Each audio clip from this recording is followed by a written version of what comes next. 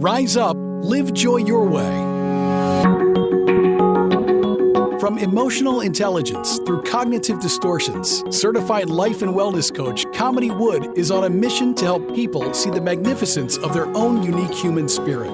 Through these small bites of self-visualization and self-confidence, you can have healthy relationships, success in business and career, and live the life you want to live. Rise up, live joy your way. Hi there, and welcome back to another episode of Rise Up, Live Joy Your Way. Whether it's morning, afternoon, or evening, thank you for taking some time out of your day to spend here with me. And today I want to talk about something that isn't talked about very often, and it's about bad coaching. I have the privilege of working with a lot of young adults, and some of them are athletes and dancers. And not all coaches are what I would consider necessarily the most healthy coaches. So while a great coach can build confidence and resilience and like a lifelong love of whatever sport or dance or music instrument, a bad coach can do just the opposite and can actually leave scars that last a long time into the future. Some athletes and artists walk away from their craft with lessons that shape them in a positive way, but others walk away carrying anxiety, self-doubt, unresolved trauma that impacts them for years and potentially even decades. And that's what I want to talk about today. I want to talk about that trauma that can be taken in and can be carried with you. So let's talk about the difference between toxic coach and a bad coach and the long-term effects of bad coaching, because oftentimes schools and organizations are not trauma informed. And so we have to learn how to become trauma informed so we can break this cycle.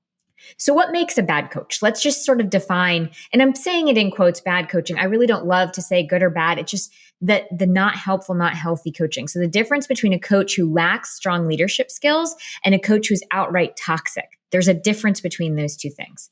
So one who lacks those leadership skills might be disorganized. They might lack communication skills, or they may struggle to motivate their team or the player or the artist, whichever dynamic we're in.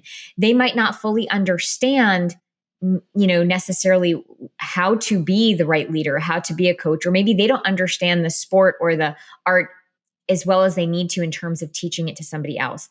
And so while it's frustrating, it may not necessarily be harmful. However, a toxic coach is something entirely different. A toxic coach is somebody who crosses the line into emotional, verbal, or even potentially physical harm. They berate, humiliate their athletes or their artists, whoever they're working with, instead of offering constructive feedback. They use fear, shame, or intimidation as a strategy, and they push past healthy physical and mental limits, completely ignoring injuries or emotional well-being.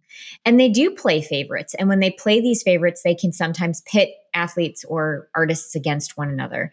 They fail to take accountability for their own mistakes, but they hold players or individuals to their highest and most impossible standards. And this kind of coaching doesn't just create a tough environment, it creates those lasting psychological and emotional and mental damage to the player or to the individual who's being coached. So when we're thinking about this, we have to talk about the long-term effects of toxic coaching, right? Because you can't just say, okay, this is not something we like. We have to look at, well, what's the cost of this? Because coaches hold a tremendous amount of power over the individuals that they're working with, especially if they are young adults, adolescents or young adults, because they're still being shaped. So their words, their actions, their leadership contributes to how these kids or young adults see themselves and influences them. And that influence doesn't disappear when they stop playing the sport or dancing or playing the instrument. And these former athletes and artists end up dealing with low self-esteem. A lot of them have perfectionism and fear of failure that they end up internalizing and start to believe that if they make a mistake, then they are worthless. They often deal with anxiety and depression because when you're under the constant criticism or pressure, you almost continually hear it in the back of your own head. They have difficulty trusting other authority figures because they carry the belief that most of the leaders that they're going to be dealing with are manipulative or unreliable. And then they also struggle with self-advocacy because they were probably put down when they tried to speak up for themselves. And so then they start to feel powerless to ever speak up for themselves in other aspects of their life, whether it be in workplaces or relationships, because they're conditioned to stay silent. So this doesn't just affect an athlete or an artist. It can affect any of us who are in an environment where we're dealing with either a coach or a leader. It happens at the youth level. It happens at high school. It happens in college. It happens in professional atmospheres where we're still dealing with teachers and mentors. Trauma-informed leadership in these industries is so important because the effects of bad coaching or bad leadership, it doesn't just stay on the field. It shows up in these places like classrooms and workplaces and in relationships. And these schools and organizations need to start to understand that these individuals who are being coached don't just leave the trauma of the toxic coach behind when whatever they're involved in is over. These coaches are mentors. They are role models. They are authority figures. And if they don't understand that they are creating trauma, they risk doing serious damage. And this is why schools and programs that utilize coaches and mentors need to start asking themselves, are we training our coaches in a trauma-informed way? Do we have the emotional and mental health resources available for the individuals that we're working with? Are we creating an environment where athletes do feel safe to speak up? Are we creating an environment where our dancers feel safe to speak up? Or our musicians feel safe to speak up? Do we hold these individuals who are leading and teaching our individuals accountable for the impact that they're having on the players' mental and emotional health? Because winning or performing should never come at the cost of someone's emotional and mental well-being. So how do we start breaking this cycle? Well, there's a few key steps that we have to look at. The first thing, and I talk about this routinely when I'm talking about making a change, we have to start becoming aware and recognizing the impact. So we need to start acknowledging when there is toxic coaching happening, again, because it can cause trauma. And it's not about being soft or weak. It's about understanding that chronic stress, chronic fear, humiliation all have effects. And we need to start educating the people that we're putting in charge of training or coaching. We need to start creating space for trauma-informed leaderships. So these individuals who are running these programs should be required to learn about emotional safety, emotional regulation, effective leadership strategies, and learn how to build the individuals up rather than tear them down. They have to, these schools and organizations, they have to start taking responsibility for the environments that they're fostering. And we need to start encouraging the individuals who are involved to speak up.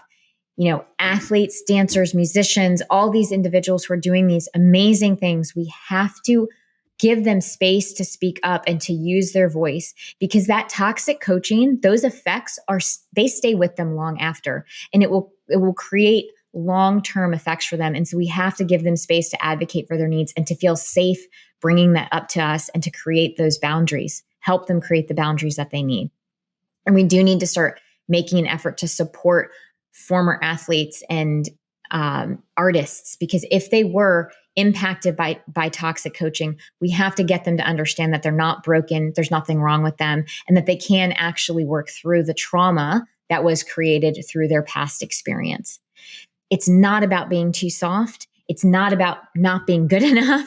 It's not about not being worthy. It's about recognizing that if you were in one of these situations, you were a survivor of an environment that failed you. And that's why this conversation matters. It matters because we have to recognize how the lack of emotional safety really has long-term effects on individuals, especially young adults who are still being nurtured into who they are going to be as adults later on in life. So it matters that we're having the conversation. It matters that we pay attention to this. I myself have become extraordinarily passionate because I'm a mom of not just an artist, but also athletes. And I really do believe in trauma-informed leadership, not just in this environment, but also in the workplace. And I do talk about this. I do workshops about this because having the leaders understand trauma and understand what it means to create an unhealthy environment versus a healthy environment is so important. If this episode resonated with you and there's somebody that you feel like would benefit from it, I do hope that you'll think about sharing it with them. And for those of you who'd like to maybe discuss what coaching could look like, feel free to book a time to speak with me anytime at coachwithkamini.com. And until next time, stay well. Thank you for listening to Rise Up, Live Joy Your Way. For more information, book a chat with Kamini at www.chatwithkamini.com or visit her website at www.kaminiwood.com. You can also find Kamini on Facebook or Instagram. Username It's Authentic Me. Thank you for listening.